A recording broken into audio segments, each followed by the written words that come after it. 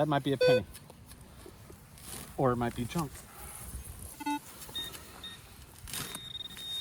So when I was a child, I begged and begged and begged my parents for a metal detector and never got one. And then finally, when I was 17 years old, they got me one. Cheap kids version metal detector, not a lot of features. I used it for one summer in my yard, found some really cool stuff, but then life got in the way. Graduated from high school, went on to college, girls, stuff like that. But I still kept that child's metal detector.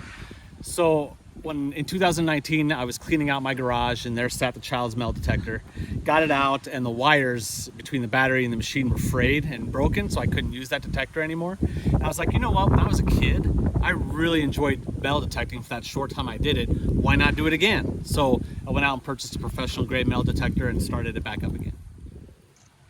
Yeah, so I scratched it. Well, maybe I scratched it, but yeah, definitely cool. That's probably the best piece of today. Yeah. I've always loved history. I've always been a fan of history and telling the story of our past.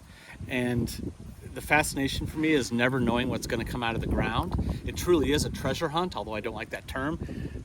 But yeah, you never know what's going to come out of the ground. You could find a silver quarter, you could find a suspender clip, an old relic, modern stuff. You just never know. And the thrill of not knowing is what does it for me. I have searched farm fields where old schoolhouses and houses, railroad beds, badger mining holes were. I love detecting old properties like this that have a lot of history. Preferably, I like going to places that used to be have human habitation, old houses, farm fields that don't anymore because then there's not a lot of modern trash. But I'll do research, and basically anywhere I can find it, I'll go and search for it with permission, of course.